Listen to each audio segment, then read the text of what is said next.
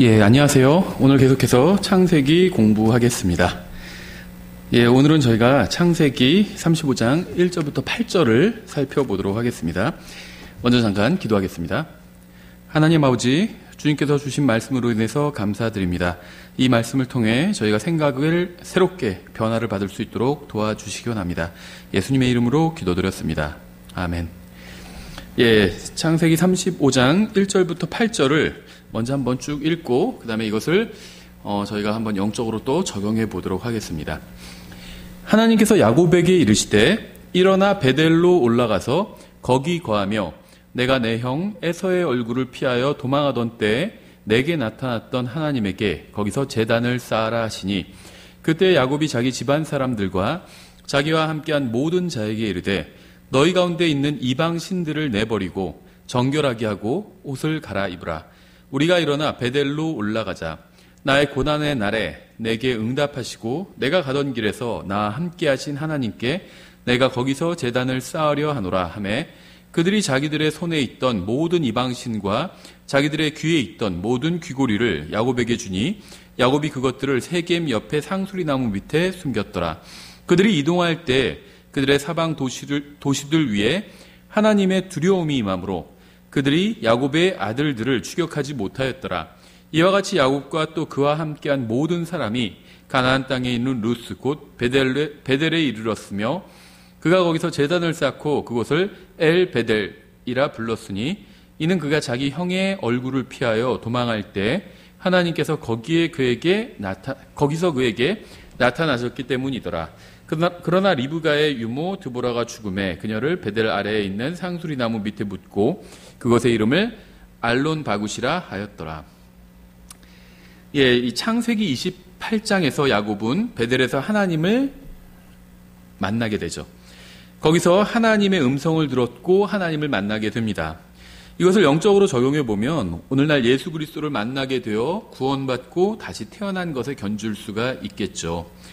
29장부터 31장까지를 보면 야곱은 하나님을 만난 이후에도 여전히 그 전과 같은 육신적인 삶을 사는 것을 볼 수가 있습니다.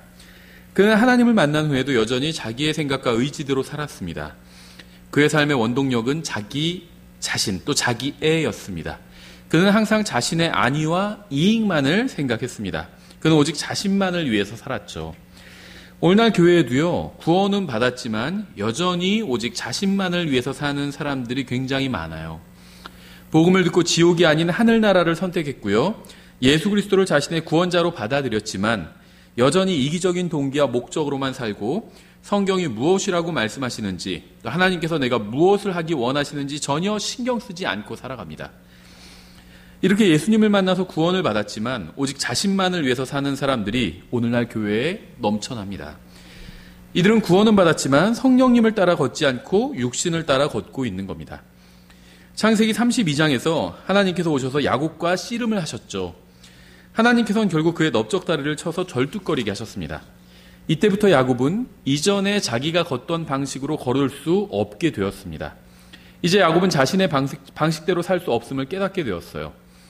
이제는 하나님을 신뢰하며 하나님의 방식대로 살아야 함을 알게 되었고요. 그 시점부터 야곱의 인생은 극적으로 바뀌게 됩니다. 그는 이제 이전과는 다른 선택을 하고 다른 삶을 살게 되었습니다.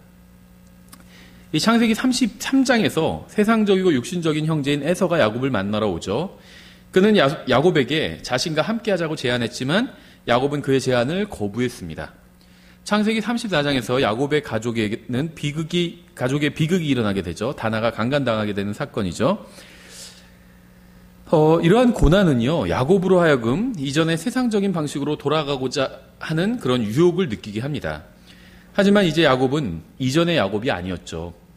그는 유혹을 뿌리치고 계속 주님과 동행하는 길을 선택하게 됩니다. 창세기 35장에 이르러 야곱은 다시 베델로 돌아갔습니다. 그곳은 그가 처음 하나님을 만난 곳이었죠. 다시 첫사랑을 회복하기 위해 돌아간 것이었습니다. 구원받은 지 얼마 되지 않은 사람은 주님과의 첫사랑을 가지게 됩니다.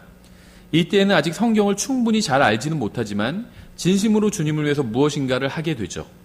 주님의 말씀을 기쁨으로 받아들이고 그 말씀대로 살고 행하려고 노력하게 됩니다. 죄송합니다. 하지만 그 시기가 지나고 나면요, 열심히 신앙생활하는 것 같지만 단순하게 주님을 사랑하던 마음은 사라져버리고 말아요. 안타깝게도 구원받은 지 오래될수록 성경에 관한 지식은 늘어가지만 주님에 대한 사랑은 식어버리는 경우가 적지 않은 것을 보게 됩니다. 첫사랑을 잃어버린 사람은 야곱처럼 다시 베델로 가야 합니다. 지금 현재 몸은 교회에 있을 수도 있고요, 집에 있을 수도 있고요, 회사에 있을 수도 있고, 학교에 있을 수도 있고, 병원 침대에 누워 있을 수도 있어요. 어디에서 무엇을 하고 있건 상관없이 주님께 대한 첫사랑을 잃은 사람은 처음에 주님을 만났던 베델로 다시 돌아가야 합니다. 처음에 주님을 만나 기뻐하고 말씀 안에서 즐거워하고 오직 주님 한 분만으로 인해서 기뻐하던 바로 그곳으로 돌아가야만 합니다. 1절을 보시면요, 하나님께서 야곱에게 이르시되 일어나 베델로 올라가서 거기 거하며 내가 내 형 에서의 얼굴을 피하여 도망하던 때에 내게 나타났던 하나님에게 거기서 제단을 쌓아라 하시니, 야곱의 인생의 날이 얼마 남지 않았을 때 하나님께서는 이제 다시 야곱을 베델로 데려가셨습니다. 야곱은 베델로 돌아가서 제단을 쌓고 지나가는 것이 아니라 아예 그곳에 거해야만 했습니다. 베델에. 오늘날 많은 사람들이 하나님의 집인 베델로 와서요, 하나님을 만나고 주님과 교제를 나눠요. 어떤 사람은 매주 일요일마다 베델로 가기도 합니다. 어떤 사람들은 일주일에 2-3번씩 베델로 가기도 합니다. 어떤 사람은 인생의 어려움에 직면하고 심각한 문제가 생겼을 때에만 베델로 돌아가기도 하는가 하면 어떤 사람은 매일 밤 베델로 돌아가기도 합니다. 여기서 말하는 베델은요, 교회를 말하는 건 아니에요. 하나님과의 만남을 말하는 겁니다. 그래서 어떤 사람은 일주일에 한 번 하나님을 만나고요, 어떤 사람은 일주일에 2번 만나고요, 어떤 사람은 매일 밤 하나님께 나가서 하나님을 만나기도 합니다. 하나님께서 우리에게 원하시는 것이 무엇인지 아세요? 주님께서는 우리가 베델에 방문하는 것이 아니라 베델에 거하면서 그곳에서 사는 것을 원하십니다. 아무리 자주 방문해도 소용없어요. 살아야 돼요. 베델에서. 우리가 인생 전체를 베델에서 거하고요, 주님과 교제를 나누고 동행하기를 원하시는 겁니다. 베델은 우리가 자주 방문하는 곳이나 무엇인가를 배우는 곳이 아니라 우리가 거주하고 살아야 하는 곳이에요. 우리는 인생 전체를 베델에서 살아야 합니다. 우리는 거기서 하나님과 교제를 나누고요, 형제 자매들과 교제를 나눠야 돼요. 2절 이렇게 되어 있어요. 굉장히 중요한 구절인데요. 그때 야곱이 자기 집안 사람들과 자기와 함께한 모든 자에게 이르되 너희 가운데 있는 이방 신들을 내버리고 정결하게 하고 옷을 갈아입으라. 여기서 이방 신들은요, 히든 갓이 아니고요, 스트레인지 갓입니다. 스트레인지 갓. 이상한 신들이죠. 야곱은 하나님의 명령대로 베델로 돌아가기로 결정했습니다. 하지만 주님께로 돌아가면서 이방 신들을 내버리고 정결하게 옷을 갈아입어야만 했습니다. 주님과 교제를 나누고 동행하기 위해서는요, 죄를 버려야만 합니다. 죄를 가지고는 주님과 동행하는 삶을 살 수가 없기 때문이에요. 월요일과 화요일은 세상에서 살고, 수요일은 베델에서 살고, 다시 목요일과 금요일과 토요일은 세상에서 살고, 일요일에는 다시 베델로 돌아가 살 수는 없다는 겁니다. 세상에서도 즐기고 베델에서도 즐기면서 살 수는 없어요. 세상에서 마음대로 살다가 가끔 생각날 때만 베델에 방문한다면 그것은 아무 소용이 없습니다. 우리는 그저 원하는 때 베델에 방문하는 것이 아니라 완전히 그곳에 정착하고 살아야 해요. 문제는 우리가 하나님과 계속 교제를 나누고 동행을 하면서 베델에 계속 거하기 위해서는 우리가 완전히 변해야 한다는 겁니다. 먼저 우리는 이전에 섬기던 이방신들을 내버려야만 합니다. 이런 얘기를 하면요, 자신은 부처 앞에 엎드리지도 않았고 어떤 형상 앞에서도 절하지 않았다, 이렇게 얘기하는 분들이 있어요. 하지만 성경은 그렇게 말씀하고 있지 않아요. 성경은 다른 종교를 버리기만 하면 된다고 말씀하신 적이 없습니다. 성경은요, 이상한 신들을 버리라고 말씀하고 있어요. 인간이 경배하고 숭배하는 모든 것들은 신들이 될 수 있습니다. 경배가 무엇인 줄 아세요? 경배? 그 대상을 향해서 사랑하며 자기를 희생하고 그 대상을 존중하고 존경하는 것, 이게 경배예요. 오늘날 교회는 베델에서 하나님을 만나서 하나님을 알고 그분의 백성이 되었고, 또 가끔씩은 베델에 방문하기도 하고 베델에서의 생활을 즐기기도 하지만 여전히 이상한 신들을 섬기는 사람들이 굉장히 많이 있어요. 구원도 받고요, 교회도 나오고요, 성경도 읽고요, 전도도 하고요, 헌금도 많이 합니다. 교회에서 봉사도 해요. 근데 여전히 이상한 신들을 섬기는 사람들이 있다는 겁니다. 그러면서 동시에 이들이 베델에 방문하기만 하고 거주하지 못하는 이유는요, 하나님 외에 사랑하고 존중하는 것이 아직도 많이 있기 때문입니다. 심지어 이들은 이상한 신들을 위해서 자신의 시간과 재물과 능력과 심지어 인생 전체를 희생해버리기도 합니다. 우리나라는 이상한 신들로 가득합니다. 빌립보서 3장 19절을 이렇게 말씀하고 있어요. 그들의 마지막은 파멸이요 그들의 하나님은 그들의 배요. 하나님의 말씀에 의하면 수많은 사람들이 자신의 배를 섬기고 있어요. 다른 말로 하면요, 먹고 살기 위해서 산다는 겁니다. 수많은 사람들이 음식을 준비하는데 몇 시간씩 하려고요, 또 먹기 위해서 몇 시간씩 낭비해 버립니다. 막 먹는데 신중해요. 이거는 먹어야 되는 거고, 이거는 건강에 뭐 안 좋고, 이거는 뭐가 해로운 게 있을 수도 있고. 먹는 거 어느 것 정도 따지는 건 괜찮은데 거기에 막 시간을 너무 투자해요. 몇 시간씩 막 거기에 투자해요. 먹는 문제. 심지어 음식을 만드는 사람을 신처럼 추앙하고 존경하기도 합니다. 와, 나도 저 사람처럼 되고 싶다. 와, 대단하다 저 사람. 막 요리사들을 추앙하는 시대예요, 요즘은. 많은 사람들이 먹는 데는 몇 시간씩 할애하면서 하나님의 말씀을 읽거나 복음을 전하는 데는 몇십 분도 아까워합니다. 음식을 준비하고 먹고 하는데 몇 시간씩 사용해요. 근데 하나님의 말씀을 읽고 복음을 전하는 데는 몇십 분도 아까워한다는 거예요. 먹는 데는 큰 돈을 쓰면서 복음을 전하고 교회를 돕는 데는 그보다 훨씬 적은 돈을 사용합니다. 이러면서 가끔 베들에 방문하면서 자신은 신앙생활을 잘하고 있다고 착각하고 있어요. 이들은 자신들의 배를 섬기고 있는 겁니다. 왜냐하면요, 이들은 하나님보다 자신들의 배를 더 존중하기 때문이에요. 하나님보다 자신의 배를 위해서 더 많은 시간과 재물을 사용하기 때문입니다. 하나님보다 자신의 배를 위해서 더 많은 재능을 사용하고 마음을 쓰기 때문이에요. 자신의 혼을 위한 음식보다 육체를 위한 음식을 준비하는데 더 많은 시간과 돈을 쓴다면 그것은 하나님이 아닌 배를 섬기고 있는 겁니다. 하나님의 말씀보다 요리책을 더 많이 본다면 배를 섬기고 있는 거예요. 자신의 혼을 말씀으로 씻는 것보다 접시를 더 많이 씻고 있다면 배를 섬기고 있는 거예요. 우리나라 사람들이 섬기는 또 다른 이상한 신은요, 바로 재물입니다. 재물. 맘몬. 물론 우리는 이 세상에서 살기 위해서 돈을 벌어야 합니다. 돈이 필요하지 않은 사람 아무도 없어요. 하지만 소비가 너무 많은 것은 문제죠. 자신을 기쁘게 해줄 것들을 구매하느라 많이 소비하다 보면요, 결국 그 비용을 마련하기 위해서 더 많은 시간을 돈을 버는데 할애해야만 합니다. 더 큰 집에 살아야 행복하고요, 더 좋은 차를 타야 행복하고요, 더 많이 소유해야 행복하다고 생각하지만 그런 것들은 결코 인간의 혼에 만족과 행복을 줄 수가 없습니다. 이상한 신은 결코 인간을 만족시킬 수가 없어요. 우리에게 필요한 것은 더 많은 돈이 아니라 욕망을 절제하는 겁니다. 오늘날 수많은 광고가 인간의 마음에 설교를 하고 있어요. 수많은 잡지와 인터넷과 TV와 영화가 이 세상의 신의 말을 인간의 혼에 전하고 있는 겁니다. 이들의 목적은요, 인간이 하루 종일 재물을 경배하고 재물을 위해서 인생을 희생하고 오직 재물만을 위해서 살게 하는 것입니다. 재물신은요, 맘몬갓, 재물신이에요. 결코 인간을 만족시킬 수가 없어요. 하지만 안타깝게도 구원받은 사람을 포함한 거의 대부분의 사람들이 이 사실을 모르고 있기 때문에 돈을 쫓느라 소중한 인생을 낭비하고 있습니다. 우리나라의 또 다른 신은요, 스포츠예요, 스포츠. 오늘날 많은 사람들이 스포츠를 숭배합니다. 사람들은 예수님보다 스포츠를 더 사랑해요. 사실 이러한 비유 자체가 신성 모독적이지만 현실은 온 세상을 창조하신 전능하신 하나님보다 스포츠가 인간에게 더 많은 사랑을 받고 있다는 겁니다. 안타깝게도요, 구원받은 수많은 사람들도 이런 신성 모독에 동참하고 있어요. 우리는 두 마음을 품어서는 안 됩니다. 사람들이 공을 차거나 던지는 것을 보려고 기꺼이 시간과 돈을 쓰면서 주님을 위해서는 아주 적은 시간과 돈을 쓰는 것도 아까워한다는 건 정말 부끄러운 일이 아닐 수 없습니다. 주님과 함께 베델에 거하려면 이러한 이상한 신들을 내버려야 돼요. 우리나라 사람들이 섬기는 또 다른 이상한 신은요, 바로 자기 자신이에요. 자신. 오늘날 수많은 사람들이 자신을 숭배합니다. 자신을 경배하고 섬깁니다.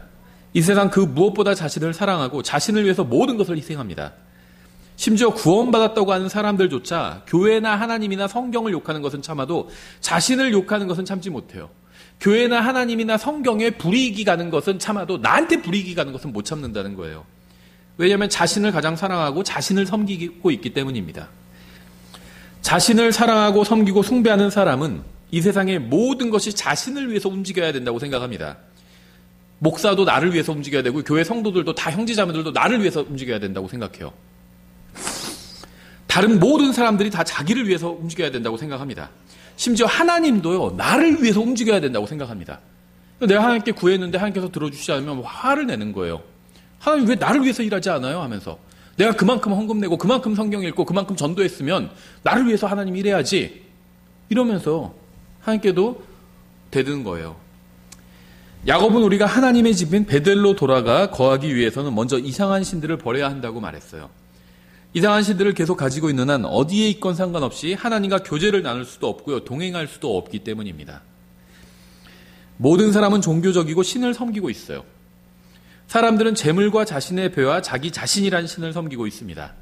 문제는 구원받아 하나님의 자녀가 된 사람들 중에도 이러한 이상한 신들을 섬기는 사람들이 굉장히 많이 있다는 겁니다.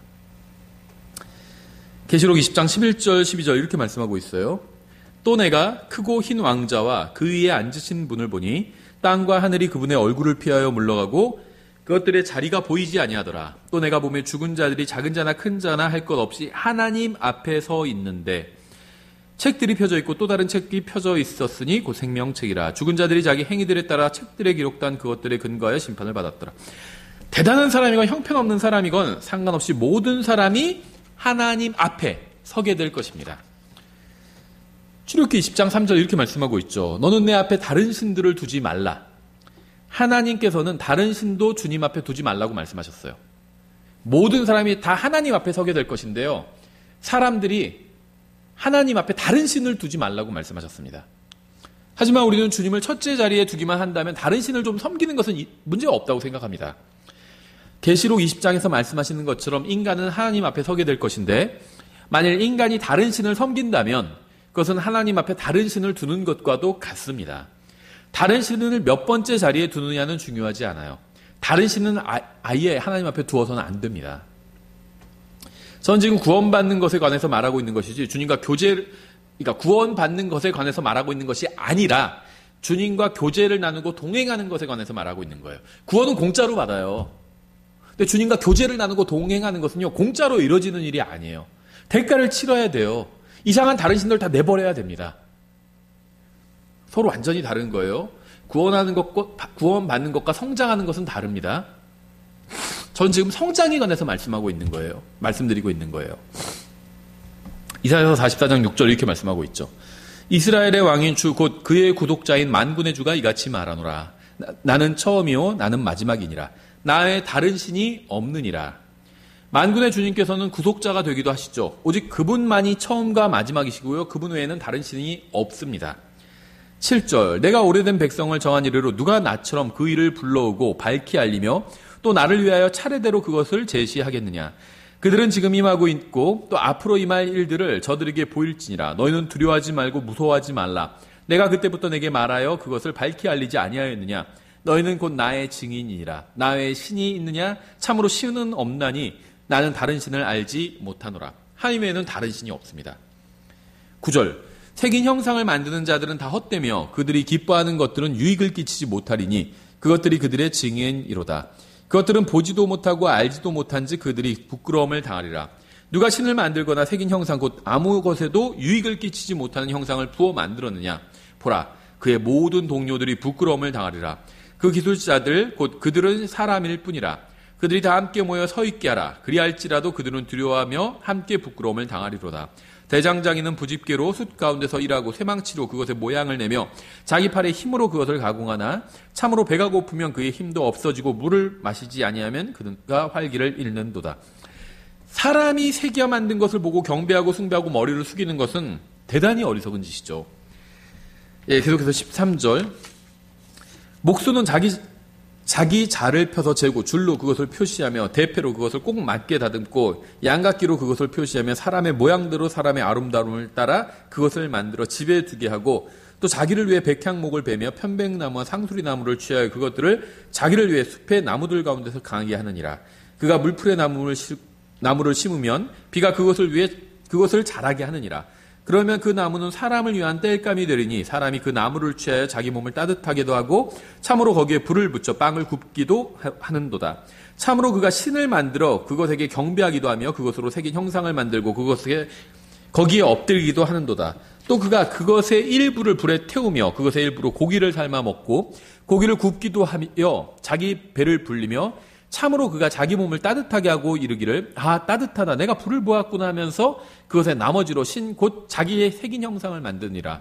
그가 거기에 엎드려 경배하며 그것에게 기도하여 이르기를 당신은 내 신이 나를 건지소서 하는도다. 똑같은 나무로요. 잘라서 형상도 만들어서 그거 막 섬기고요. 그걸로 또 불도 떼기도 한다는 거예요. 우상숭배는 대단히 어리석고 가증스러운 짓일 뿐 아니라 아무 유익도 소용도 없는 헛된 짓입니다. 자기가 나무를 베고 조각해서 만든 신을 섬기는 것보다 더 정신 나간 짓은 없을 거예요. 18절. 그들이 알지도 못하고 깨닫지도 못하였나니 그분께서 그들의 눈을 닫으사 그들이 보지 못하게 하시며 그들의 마음을 닫으사 그들이 깨닫지 못하게 하셨느니라. 마음속으로 깊이 생각하는 자가 없으며 지식도 없고 명철도 없으므로 이르기를 내가 그것의 일부를 불로 태우고 또 그것을 새 숯 위에서 참으로 빵을 굽기도 하며 고기도 구워 먹었거늘 내가 그것의 나머지로 가증한 것을 만들리오 내가 나무줄기에 엎드리리오 하는 자가 없나니 생각한 사람이 없다는 거예요. 그는 죄를 먹으며 속아 넘어간 마음으로 인해 옆으로 벗어났으므로 자기 혼을 건져내지도 못하고 또 이르기를 내 오른손에 거짓된 것이 있지 아니하냐 하지도 못하느니라. 바르게 판단을 못한다는 겁니다. 하나님 외에 다른 것을 섬기는 것은 어리석은 짓이고요. 죄이기도 하지만 동시에 인생 낭비이기도 합니다. 구원받지 못한 사람들이 이렇게 인생을 낭비하고 지옥으로 가는 것도 안타까운 일이지만 구원받아 하늘나라로 가게 될 사람들이 이상한 신들을 섬기면서 인생을 낭비하는 것도 더 안타까운 일이죠. 누군가 이런 말이 편협한 말일 뿐이라고 생각할지 모르지만 주님께서 생명으로 인도하시는 문은 좁다고 말씀하셨다는 사실을 기억해야 돼요. 너희는 좁은 문으로 들어가라. 멸망하는, 그러니까 사람들이 편협하다고 하죠. 네로우라고 합니다. 영어로 똑같아요. 좁은 문, 네로우 게이트예요. 그렇죠? 멸망으로 인도하는 그 문은 넓고 그 길이 넓어 거기로 들어가는 자가 많고 생명으로 인도하는 그 문은 좁고 네로우 그 길이 좁아 그것을 찾는 자가 적으니라.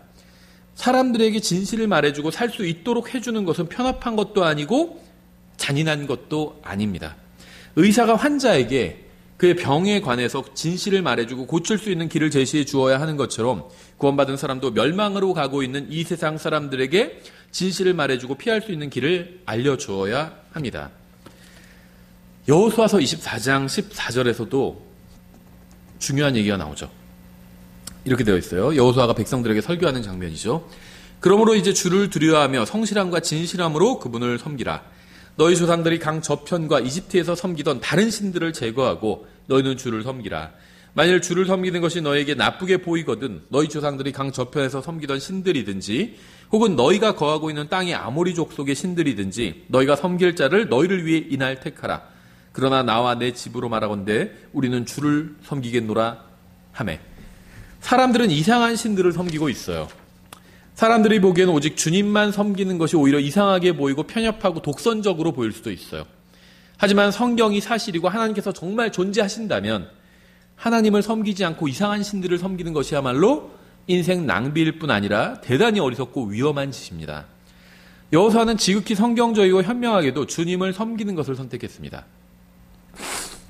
16절 백성이 응답하여 이르되 우리가 주를 버리고 다른 신들 섬기는 일을 결코 하지 아니하리니 주 우리 하나님은 우리와 우리 조상들을 이집트 땅 속박의 집에서 데리고 올라오시고 우리 눈앞에서 그 큰 표적들을 행하시며 우리가 지나온 모든 길에서와 우리가 통과한 모든 백성들 가운데서 우리를 보존하신 바로 그분이시니이다. 주께서 모든 백성 곧 이 땅에 거하던 아모리 족속을 우리 앞에서 쫓아내셨나이다. 그런즉 우리도 주를 섬기리니 그분은 우리의 하나님이시니이다 하니라.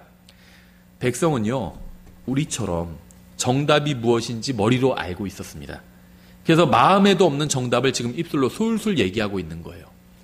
19절 여호수아가 백성에게 이르되 너희가 능히 주를 섬기지 못하리니 너희 거짓말하고 있는 거 다 안다 이 얘기죠. 그분은 거룩한 하나님이시오 질투하는 하나님이시므로 너희 범법과 죄들을 용서하지 아니하시리라. 용서를 구하면 용서해 주시는데 용서를 구하지 않고 거짓말해요. 마음은 딴 데가 있으면서 우리가 주님 섬길게요 한다면 용서하지 않으신다는 거예요. 용서를 구하지도 않는데 용서할 수는 없어요. 용서를 구해야 용서할 수 있습니다. 이런 얘기 할 때도 있어요. 누가 잘못했는데 피해자한테 야 네가 용서해 저 사람. 용서를 구해야 용서하죠. 용서를 구해야 용서합니다. 근데 그 사람 용서도 구하지 않는데 피해자한테 가서 야 네가 용서해 하고 내가 아직 지금 마음이 너무 괴로워 이렇게 얘기하면 마치 그 사람이 잘못한 것처럼 얘기한다는 거죠. 피해자가 잘못한 것처럼. 잘못된 거죠. 먼저 용서를 구해야 됩니다. 그러면 용서해 줄 수 있죠. 용서를 구하지도 않는 사람은 용서해 줄 수가 없어요. 여호수아는요. 백성이 마음은 없으면서 입으로만 정답을 말하고 있다는 사실을 아주 잘 알고 있었습니다. 오늘날 여호수아 같은 목사는 인기가 없을 뿐 아니라 아예 교회에서 쫓겨나겠죠. 백성이 주님을 섬기지 못한 이유는요, 주님께서는 거룩하신 하나님이시기 때문이고요, 또 질투하시는 하나님이시기 때문입니다. 백성은 하나님도 섬기고 다른 이상한 신들도 섬기고 싶어 했어요. 하지만 하나님께서는 아무리 작은 것이라도 이상한 신은 용납하지 않으시는 분입니다. 하나님을 섬기려면 이상한 신들은 내버려야만 합니다. 20절, 만일 너희가 주를 버리고 이방 신들을 섬기면 그분께서 너희에게 선을 행하신 뒤에라도 돌이키사 너희를 해하시고 너희를 멸하시리라 하니 백성이 여호수아에게 이르되 아니니이다 우리가 주를 섬기겠나이다 하매 여호수아가 백성에게 이르되 너희가 너희를 위해 주를 택하고 그분을 섬기리라 한 것에 대해 너희가 너희 자신에게 증인이 되었느니라 하매 그들이 이르되 우리가 증인이 되었나이다 하니라. 그가 이르되 그런즉 이제 너희 가운데 있는 이방 신들을 제거하고 너희 마음을 주 이스라엘의 하나님께로 향하게 하라 하니 백성이 여호수아에게 이르되 주 우리 하나님을 우리가 섬기고 그분의 음성에 우리가 순종하리이다 하므로.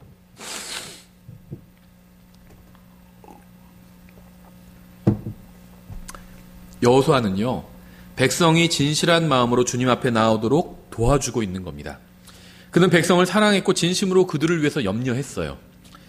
그래서 그들이 새로운 마음으로 주님 앞에서 바른 결심을 하도록 도와주고 있는 겁니다. 그가 한 말의 요점은 이거예요. 더 이상 신앙 고백은 필요 없다. 우린 무엇을 믿고 킹제임스 성경을 믿고 전천년주의를 믿고 무슨 뭐 예수님의 재림을 믿고 신앙 고백 자꾸 이제 필요 없다는 거예요. 이제는 모든 이상한 신들을 내버리고 하나님 앞에서 마음을 깨끗하게 하라는 겁니다. 아무리 킹제임스 성경 믿고 전천년주의 믿고 예수님 재림 믿으면 뭐예요? 삶은 엉망진창인데 소용없다는 거예요. 그거는 이제는 신앙 고백 그만하고 그 정도 신앙 고백을 하지 말라는 게 아니에요. 그 정도 했으면 충분하다는 겁니다. 뭐 믿고 이런 얘기 하잖아요. 킹제임스 성경 지정 독립침략에서 그런 얘기 많이 하거든요. 그 정도면 됐다는 거예요. 이제 그 얘기 그만하고 실제 말씀대로 살라는 겁니다. 말로만 킹제임스 성경 믿는다고 하지 말고 킹제임스 성경에 기록된 그대로 살으라는 거예요. 그 얘기를 하고 있는 거죠. 누구도 두 주인을 섬길 수 없습니다. 하나님과 이상한 신들을 동시에 섬길 수 있는 사람 아무도 없어요. 하나님을 섬기려면 이상한 신들을 모두 내버려야 됩니다. 깨끗하고 단일한 마음이어야만 주님을 섬기고 주님과 교제를 나누고 동행할 수가 있어요. 단일한 마음으로 오직 주님만을 섬기지 않는다면 아무리 성경을 많이 알고 헌금을 많이 하고 전도를 많이 해도 그것은 종교 행위를 하는 것에 지나지 않습니다. 다시 창세기 35장으로 돌아가서 2절에 그때 야곱이 자기 집안 사람들과 자기와 함께한 모든 자에게 이르되 너희 가운데 있는 이방 신들을 내버리고 정결하게 하고 옷을 갈아입으라. 야곱은 자신의 가족에게 세 가지를 요구하고 있죠. 하나는 이상한 신들을 내버리라는 것이었고요. 다른 하나는 정결하라는 것이었습니다. 우리는 하나님의 말씀으로 우리의 마음을 정결하게 씻어야 돼요. 이 세상에는 깨끗하지 않은 책과 음악과 사람들이 너무나도 많이 있습니다. 깨끗하지 않은 것들이 너무나도 많이 있어요. 심지어 교회에 다니는 사람들 중에서도요, 깨끗하지 않게 말하고 행하는 사람들이 굉장히 많이 있습니다. 우리는 그러한 모든 것에 동화되지 말고요, 오직 하나님의 말씀으로 매일 자신을 씻어내야만 합니다. 야곱이 자신의 가족에게 요구한 또 다른 하나는요, 옷을 갈아입으라는 것이었죠. 하나님을 존중하지 않고 사랑하지 않는 사람은 겉으로 그것이 드러나게 마련이에요. 내면보다는 외면이 훨씬 더 중요하죠. 겉모습보다는 외면이 훨씬 더 중요해요. 하지만 그렇다고 해서 겉모습이 전혀 중요하지 않은 건 사실이 절대 아니죠. 내면이 변하면 외면도 따라오게 되어 있습니다. 마음이 바르다면 행동도 바르고 옷차림도 바를 거예요. 외면은 그 자체로 중요하지는 않지만 우리의 내면을 보여주기도 한다는 사실을 잊지 말아야 돼요. 사람들은 우리의 내면을 보고 판단한다는 거예요. 구원받은 모든 사람은 이상한 신들을 버리고 마음을 깨끗하게 하고 베델에 거해야 합니다. 3절, 우리가 일어나 베델로 올라가자 나의 고난의 날에 내게 응답하시고 내가 가던 길에서 나와 함께 하신 하나님께 내가 거기서 제단을 쌓으려 하노라 하매. 야곱은 이렇게 가족이 하나님께 돌아오도록 했습니다. 그들이 일단 하나님께 돌아오자 그 결과가 5절에 바로 일어나게 되죠. 그들이 이동할 때 그들의 사방 도시들 위에 하나님의 두려움이 임함으로 그들이 야곱의 아들들을 추격하지 못하였더라. 하나님 앞에서 바르게 산다면요, 이 세상에서는 아무것도 문제될 것이 없습니다. 6절, 이와 같이 야곱과 또 그와 함께한 모든 사람이 가나안 땅에 있는 루스 곧 베델에 이르렀으며 그가 거기서 제단을 쌓고 그곳을 엘베델이라 불렀으니 이는 그가 자기 형의 얼굴을 피하여 도망할 때 하나님께서 거기서 그에게 나타나셨기 때문이더라. 베델은 하나님의 집이라는 의미죠. 엘베델은 하나님의 집의 하나님이라는 의미입니다. 야곱이 하나님을 만났을 때 그는 하나님의 집이 중요하다고 생각했어요. 하지만 그가 하나님과 교제를 나누고 동행하게 되었을 때는요, 하나님의 집이 아닌 그 안에 거하시는 하나님이 중요하다는 사실을 알게 된 겁니다. 구원받은 이후에도요, 세상적이거나 육신적으로 살 수 있어요. 하지만 마음을 깨끗하게 하고 하나님을 존중하게 된다면, 제단을 쌓고 하나님께 경배하게 된다면 인생이 완전히 달라지게 됩니다. 구원이 아니라, 구원도 중요해요. 근데 그거보다 뭐가 더 중요한 줄 아세요? 구원을 주시는 하나님이에요. 선물 중요합니다. 하나님께서 주시는 선물. 하지만 선물을 주시는 하나님이 더 중요합니다. 하늘나라 중요하죠. 근데 하늘나라로 데려가시는 하나님이 더 중요합니다. 또 우리가 이런 것들이 아니라 하나님에 주목하게 된다면 구원이나 선물이나 하늘나라가 아니라 그러한 것들을 주시는 하나님께 주목하게 된다면 인생은 완전히 달라질 수밖에 없습니다. 우리의 눈이 구원이나 선물이나 형제들 간의 교제만을 바라본다면 우리는 세상적이거나 육신적이게 될 수 있어요. 하지만 우리의 눈이 하나님, 예수 그리스도만을 바라본다면 우리는 다시는 다른 이상한 신들을 찾지 않게 될 것입니다. 여러분은 오늘 정말 중요한 결정을 해야만 합니다. 누가 여러분의 마음의 왕자에 앉아서 통치를 하실 건가요? 여러분 자신인가요? 아니면 이상한 신들인가요? 아니면 하나님인가요? 만약 주님을 선택했다면 주님의 말씀에 순종해서 주님을 섬기십시오. 오직 예수님만이 우리를 통치하시고 우리의 마음에서 첫째 자리에 앉으시기에 합당합니다. 넌 내 마음을 다하고 혼을 다하고 생각을 다하고 힘을 다하여 주 내 하나님을 사랑하라 이니라. 이것이 첫째 명령이니라.